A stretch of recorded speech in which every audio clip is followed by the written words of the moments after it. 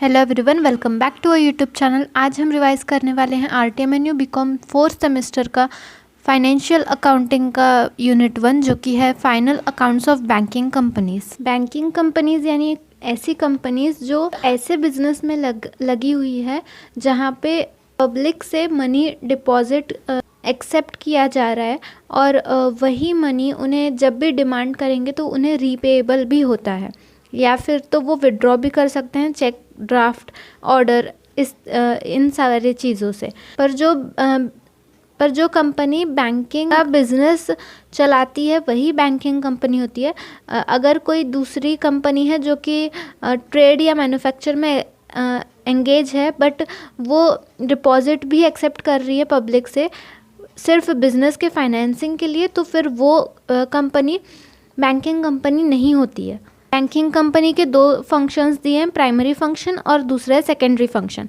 Primary function क्या होता है बैंक का प्राइमरी फंक्शन पहले तो एक्सेप्टिंग डिपॉजिट, पब्लिक से बैंक डिपॉजिट एक्सेप्ट करती है। कई तरीके से डिपॉजिट एक्सेप्ट किए जा सकते हैं, जैसे कि saving deposit, fixed deposit, current deposit और रिकरिंग डिपॉजिट। सेविंग डिपॉजिट यानी कि ये एक ऐसा टाइप ऑफ डिपॉजिट होता है जहाँ पे सेविंग हैबिट बढ़ाने के लिए मतलब पब्लिक की सेविंग हैबिट बढ़ाने की कोशिश बैंक करती है। यहाँ पर रेट ऑफ इंटरेस्ट लो होता है। यहाँ पर आप कभी भी विड्रॉ कर सकते हैं। कुछ रेस्ट्रिक्शंस होते हैं बट आप जब चाहो तब विड्रॉ कर सकते हो पैसों को। अकाउंट सूटेबल है सैलरी और वेज अर्नर्स के लिए। ये अकाउंट या तो सिंगल नेम से भी लिया जा सकता है या फिर जॉइंट नेम से भी लिया जा सकता है। फिर है फिक्स्ड डिपॉजिट। तो फिक्स्ड डिपॉजिट यानी ऐसा डिपॉजिट जहाँ पर एक लमसम अमाउंट डिपॉजिट की जाती है एक स्पेसिफिक टाइम पीरियड के लिए। यहाँ पर हायर रेट ऑफ इंटरेस्ट पे किया जाता है और वो डिपॉजिट के पीरियड के हिसाब से चेंज होते रहता है। जितना पीरियड के लिए आप वहाँ पे डिपॉजिट कर रहे हो उस हिसाब से आपका इंटरेस्ट वैरी करता है। यहाँ पर विड्रॉल बिल्कुल भी अलाउड नहीं होते हैं पीरियड के एक्सपायरी से पहले। जिनके पास सरप्लस फंड्स होता है तो उन्हें ही फिक्स्ड डिपॉजिट में इन्वेस्ट करना चाहिए। फिर है करंट डिपॉजिट। करंट डिपॉजिट यानी ये एक ऐसा टाइप ऑफ अकाउंट है जो कि बिजनेसमैन द्वारा ऑपरेट किया जाता है। यहाँ पर विड्रॉल फ्रीली अलाउड होते हैं, यहाँ पे कोई रेस्ट्रिक्शंस नहीं होता है, यहाँ पे कोई भी इंटरेस्ट पे नहीं किया जाता है, पर कुछ सर्विस चार्जेस रहते हैं यहाँ पे, क्योंकि ये जो करंट डिपॉजिट अकाउंट होल्डर्स हैं इनको कुछ एक्स्ट्रा सर्विसेज, एक्स्ट्रा बेनिफिट्स दिए जाते हैं जैसे कि ओवरड्राफ्ट फैसिलिटीज़, तो इसीलिए यहाँ पे थोड़े से सर्विस चार्जेस हमें देखने को मिल जाते हैं। फिर आता है रिकरिंग डिपॉजिट। रिकरिंग डिपॉजिट यानी ये एक ऐसा टाइप ऑफ अकाउंट है जो कि सैलरीड पर्सन्स और पेटी ट्रेडर्स के तरफ से ऑपरेट किया जा सकता है। एक certain specified sum of money कुछ पीरियड के लिए मतलब पीरियोडिकली डिपॉजिट की जाती है बैंक में, जैसे कि मंथली या फिर क्वार्टरली ऐसे।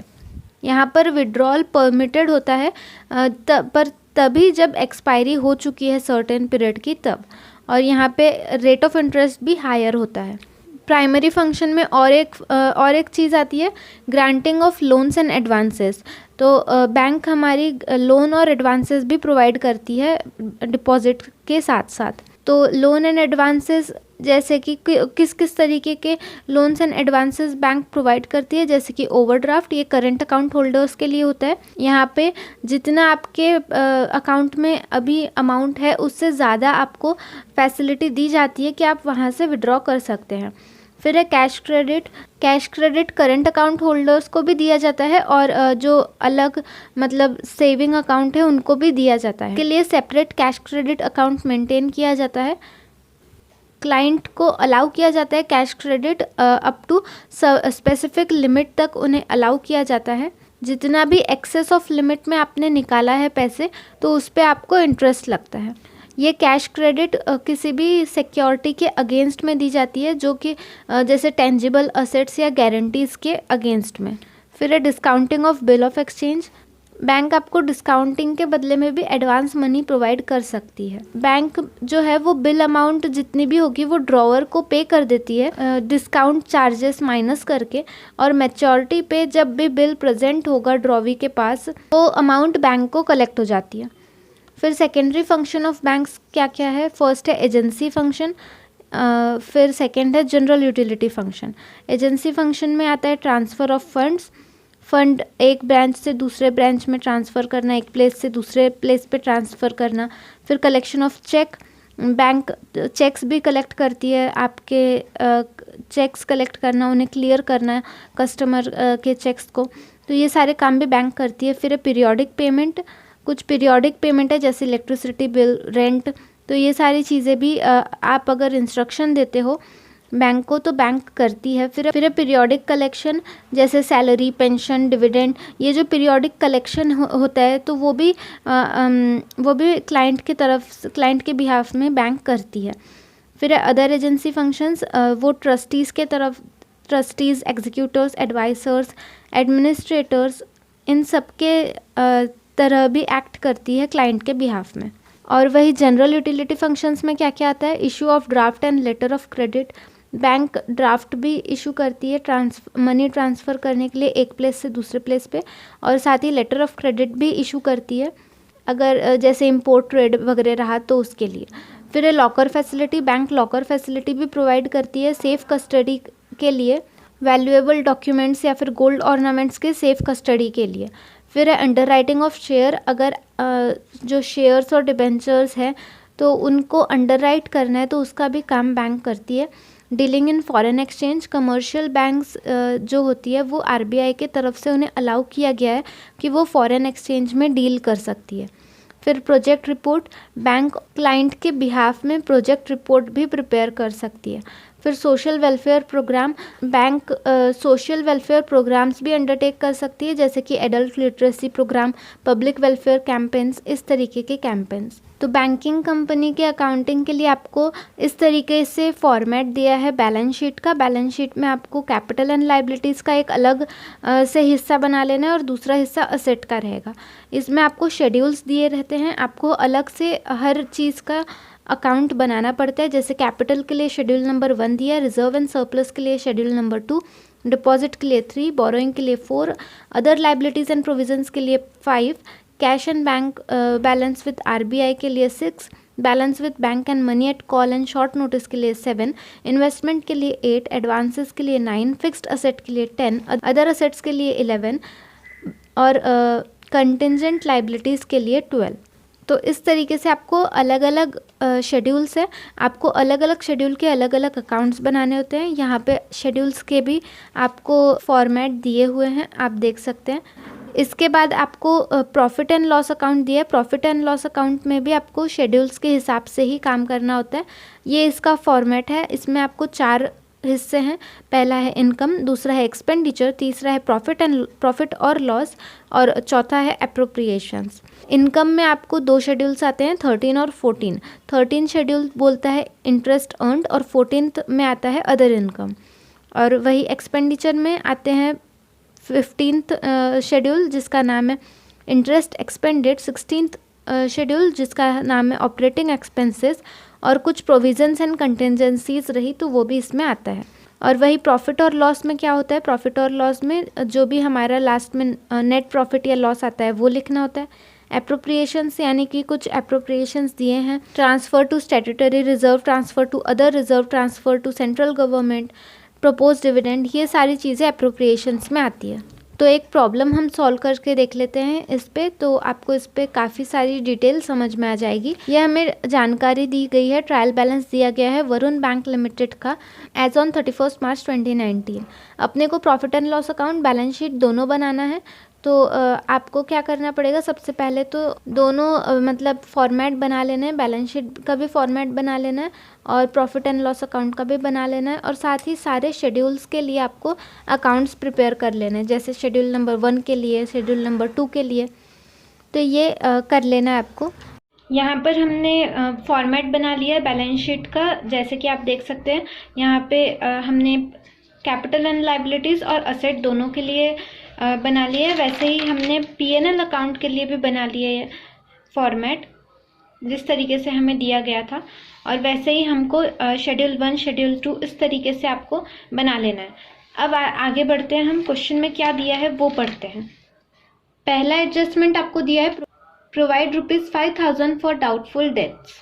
तो इसके दो इफेक्ट्स आपको देखने को मिलेंगे। पहला इफेक्ट कहाँ पे देखने को मिलेगा हमें? पहला तो आपको बैलेंस शीट में असेट साइड में एडवांसेस में देखने में मिलेगा। जैसे हम डिबेंचर्स में से reserve for doubtful debt minus करते थे, वैसे ही हम एडवांसेस में से माइनस कर लेंगे। और दूसरा इफेक्ट हमको देखने को मिलेगा पीएनएल अकाउंट में। पीएनएल अकाउंट में हमने जो प्रोविजंस एंड कंटिजेंसीज दी हुई है उसमें हमारा provision for doubtful debt include होगा। तो एडवांसेस का हमारा शेड्यूल होता है शेड्यूल नंबर 9। इसमें हम देख लेते हैं कि कितना loans and advances already available है हमें। Loans and advances schedule number 9 में आपको एडवांसेस ऑलरेडी अवेलेबल है 2,50,000। और प्रोविज़न फॉर डाउटफुल डेब्ट्स अगर हम करेंगे तो प्रोविज़न फॉर डाउटफुल डेब्ट 5,000 करना है हमें, तो आएगा हमारे पास 2,45,000। और प्रोविजंस और कंटिजेंसीज का जो हमने अलग से बना के रखा है यहाँ पे, इसमें भी हम इंक्लूड कर देंगे प्रोविजन फॉर डाउटफुल डेब्ट 5,000। उसके बाद नेक्स्ट क्या दिया आपको? Rebate on bill discounted ₹3,600। इसके दो इफेक्ट कहाँ आएंगे? पहला तो प्रॉफिट एंड लॉस अकाउंट में क्या जाएगा? इंटरेस्ट एंड डिस्काउंट में से ये माइनस हो जाएगा, और साथ ही अदर लाइबिलिटीज़ एंड प्रोविजंस में इसका एक इफेक्ट जाएगा। तो सबसे पहले हम शेड्यूल 13 में जो इंटरेस्ट एंड डिपॉजिट हमें ऑलरेडी गिवन है, इंटरेस्ट एंड डिपॉजिट कितना ऑलरेडी गिवन है हमको ट्रायल बैलेंस में, interest and discount 75,000 already given है। उसमें से हमें रिबेट माइनस करना है, रिबेट ऑन बिल डिस्काउंट, जो कि हमको मिला है 3,600। तो आया 71,400। और वही हमें क्या करना है? शेड्यूल नंबर 5 जो था हमारा, मतलब ही अदर लाइबिलिटीज एंड प्रोविजंस, उसमें हमको rebate on bill discounted add कर देना है।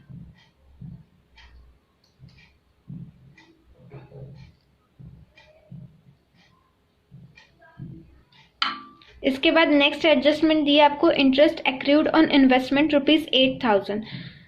तो इसके भी दो इफेक्ट्स जाएंगे। इंटरेस्ट जमा हुई है हमारी 8,000 रुपये की, तो पहला तो अगर हम बैलेंस शीट में देखें तो अदर असेट्स में जाएगा। जो भी जमी हुई इंटरेस्ट होती है इन्वेस्टमेंट की, वो अदर असेट्स में आती है। और उसके बाद सेकेंड इफेक्ट हमारा इंटरेस्ट अर्न्ड में आएगा, यानी कि शेड्यूल नंबर 13 में। तो सबसे पहले हम इसे अदर असेट्स में डाल देते हैं। अदर असेट्स यानी शेड्यूल 11 में। शेड्यूल 11 में आ जाते हैं हम। शेड्यूल 11 में क्या डालना है हमको? इंटरेस्ट एक्रूड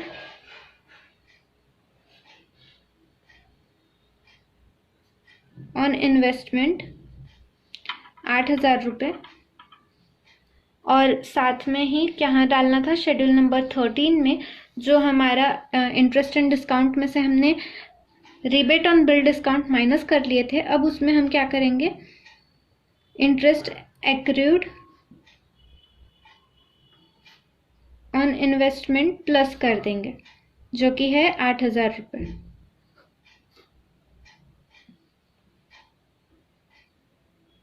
इसके बाद नेक्स्ट आपको दिया हुआ है create a provision of ₹2,500 for taxation. Provision for taxation बनाना है। प्रोविजन में जाएंगे हम, प्रोविजन फॉर टैक्सेशन।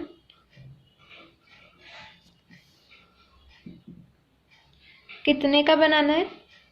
2,500 का। वैसे ही हम यहाँ पे जो हमारा अदर लाइबिलिटीज एंड प्रोविजंस था, उसमें भी हम मतलब ही शेड्यूल नंबर 5 था, उसमें भी हम प्रोविजन फॉर टैक्सेशन इंक्लूड कर देंगे।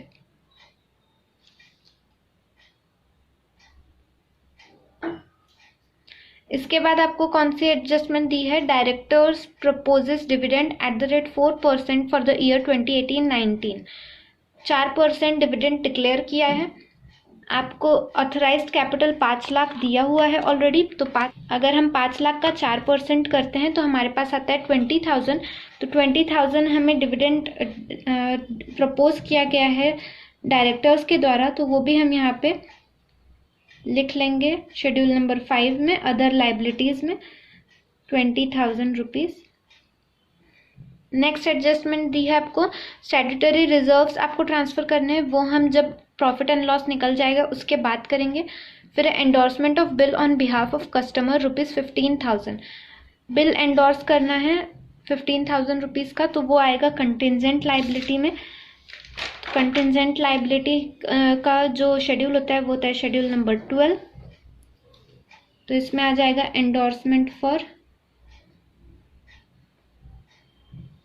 Endorsement of bills on behalf of customers 15,000 रुपये का। ये जो हमने डिविडेंड प्रपोज किया था डायरेक्टर्स के द्वारा, तो ये हमारा एप्रोप्रिएशंस में भी ट्रांसफ़र हो जाएगा, पीएनएल अकाउंट में भी आपको देखने को मिलता है। एप्रोप्रिएशंस में जाएगा propose dividend 4% on paid up capital,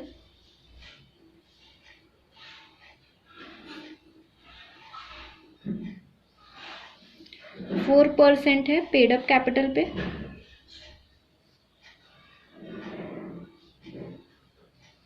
तो ये है 20,000 रुपीज़। अब हमें क्या करना है, अब जितना भी हमको ट्रायल बैलेंस में दिया हुआ है वो हमें एक एक करके लिख लेना है। जैसे कि बिल्डिंग लेस डेप्रिसिएशन दिया है 50,000 का, तो ये आता है, ये किस में जाएगा, फिक्स्ड असेट्स में जाएगा। फिक्स्ड असेट्स का शेड्यूल कौन सा होता है, शेड्यूल नंबर 10। तो बिल्डिंग लेस डेप्रिसिएशन 50,000 रुपीज़। उसके बाद ऑफिस फर्नीचर एंड इक्विपमेंट दिया है 60,000 रुपीज़ का। इसके बाद आपको लोन्स एंड एडवांसेस दिए गए हैं, जो कि हमने एडवांसेस में ऑलरेडी डाल चुके हैं 2,50,000 के। उसके बाद money at call and short notice दिया है, जो जाएगा शेड्यूल नंबर 7 में, क्योंकि शेड्यूल नंबर 7 किसका होता है, balance with bank and money at call and short notice. तो वहाँ पे जाएगा money at call and short notice. कितने का दिया है आपको, 35,000 का।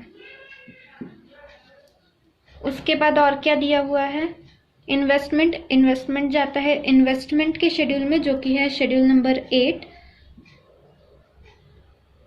बस आपको जैसे का वैसा लिख देना है, 4 लाख रुपीज़। उसके बाद और क्या दिया हुआ है, free hold and lease hold properties, ये आता है फिक्स्ड असेट्स में। कितने का दिया है, 50,000 रुपये का।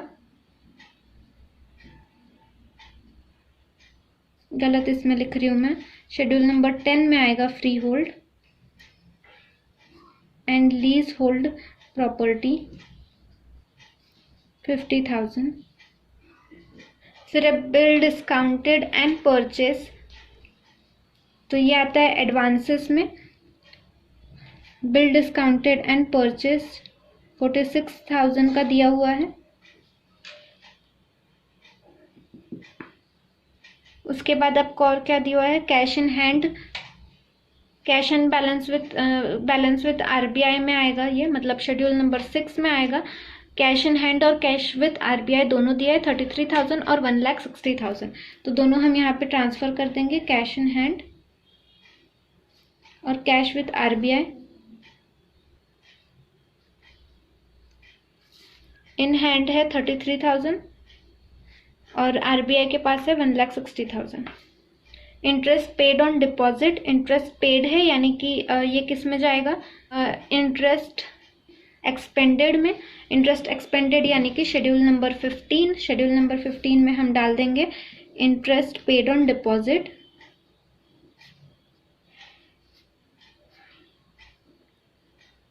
आपको दी हुई है 24,000।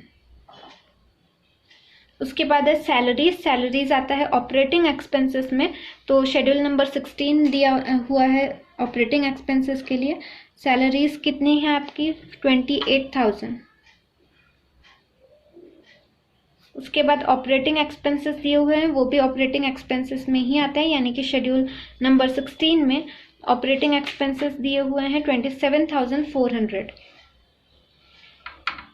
फिर है interest on bank borrowing. Interest आपने बैंक बोरोइंग पे किया है तो इंटरेस्ट एक्सपेंडेड में जाएगा। इंटरेस्ट एक्सपेंडेड यानी कि शेड्यूल नंबर 15, इसमें इंटरेस्ट आपने पे किया है किस पे? बैंक बोरोइंग पे।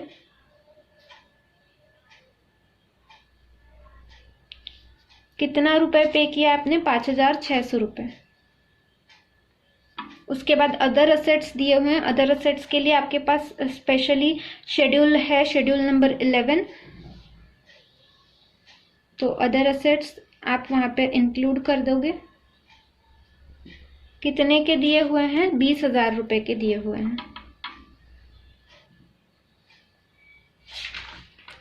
इसके बाद शेयर कैपिटल दिया हुआ है आपके पास 5 लाख रुपए। वो हम कैपिटल वाले शेड्यूल में डाल देंगे। Schedule number 1 capital, authorised capital 5 lakh रुपए।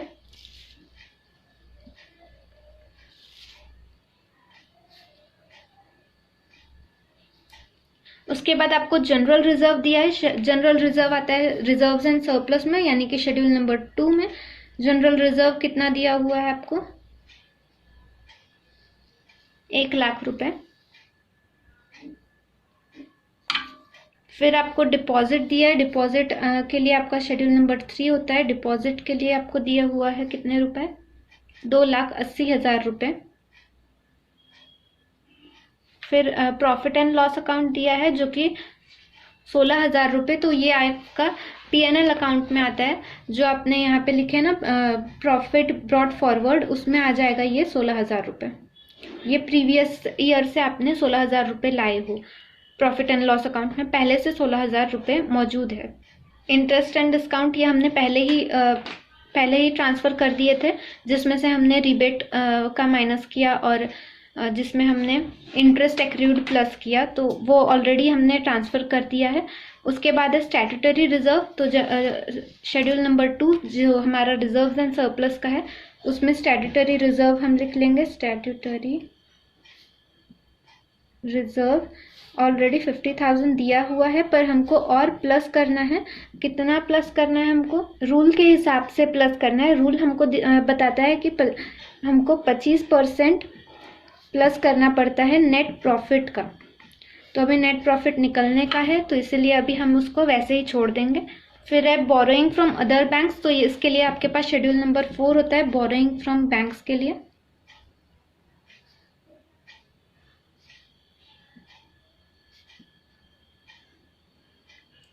बोरोइंग फ्रॉम अदर बैंक्स दिया है 1 लाख रुपए। फिर आपको कमीशन और रेंट रिसीव दिया है, ये आपका अदर इनकम में आता है। अदर इनकम के लिए आपको शेड्यूल नंबर 14 दिया होता है। इसमें आपको कमीशन और रेंट रिसीव्ड दोनों इंक्लूड कर देना है। कमीशन आपको दिया हुआ है 33,000 का और रेंट रिसीव 20,000 का।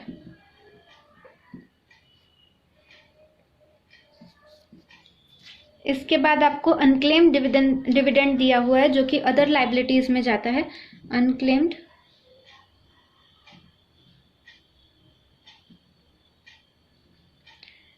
इसकी वैल्यू दी हुई है 15,000। अब आपको क्या करना है? सबसे पहले शेड्यूल नंबर 13, 14, 15 और 16 ये सारी चीज़ों को आपने निकाल लेना है। तो इसका टोटल निकाल लेंगे हम। शेड्यूल नंबर 13 का टोटल कितना आता है? शेड्यूल नंबर 13 का टोटल आता है 79,400, जो हमने निकाल लिया है। फिर शेड्यूल नंबर 14 का टोटल आता है हमारे पास 53,000। शेड्यूल नंबर 15 का टोटल आता है हमारे पास 29,600। शेड्यूल नंबर 16 का आता है 55,400 और प्रोविजंस एंड कंटिजेंसीज का आता है 7,500। ये हम सारी चीज़ें प्रॉफिट एंड लॉस अकाउंट में ट्रांसफ़र कर देंगे। इस तरीके से हमको ट्रांसफ़र कर देना है। उसके बाद हमारा जो टोटल इनकम है उसमें से हमको टोटल एक्सपेंडिचर माइनस करना है, तो हमारा नेट प्रॉफिट और लॉस आ जाएगा जो कि आता है 39,900। अब इस 39,900 पे आपको स्टैट्यूटरी रिजर्व लगाना था 25%, तो 39,900 का 25% अगर आप निकालते हो तो आपके पास आता है 9975। तो ये आप प्लस कर दोगे तो आपके पास आएगा 59,975 रुपीज़।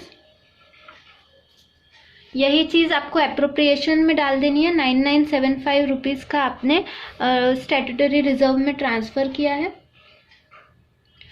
अब क्या करना है आपको, अब आपको इसमें बैलेंस निकालना है। जितना भी बैलेंस यहाँ पे बच रहा है 25,925 का बैलेंस बच रहा है। बैलेंस कैसे निकाले हमने, इसका टोटल किए, इसका टोटल आता है 55,900। उसमें से हमने 20,000 माइनस किए, 9,975 माइनस किए, तो हमारे पास बैलेंस आया। अब इसे वापस से हम यहाँ पे बैलेंस इन P&L अकाउंट नाम से शेड्यूल नंबर 2 में डाल देंगे, तो ये आ जाएगा 25,925।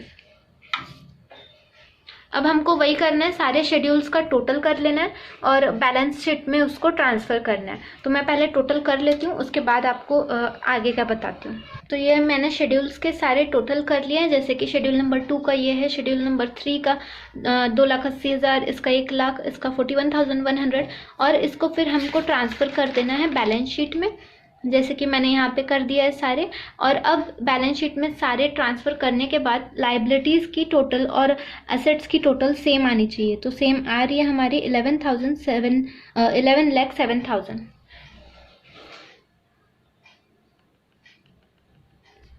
तो इस तरीके से आपको सारे क्वेश्चन सॉल्व करने हैं। पहले आपको बैलेंस शीट और प्रॉफिट एंड लॉस अलग अलग बना लेना है। मतलब आपको उसमें सारे शेड्यूल्स के हिसाब से लिख लेना है और उसमें से आपको हर शेड्यूल का अलग अलग कैलकुलेशन करना है। थोड़ा सा कंफ्यूजिंग है, बट अगर आप थोड़ी प्रैक्टिस करते हो तो ये इजी बन जाता है। अगर आपको ये वीडियो हेल्पफुल लगी हो तो वीडियो को लाइक करना ना भूलें, अपने दोस्तों के साथ इसे ज़रूर शेयर करें। इसके आगे की यूनिट 2nd, 3rd और 4th हमारे चैनल पे जल्दी ही अपलोड होने वाले हैं, उसके लिए हमारे चैनल पे बने रहें। Thank you so much for joining.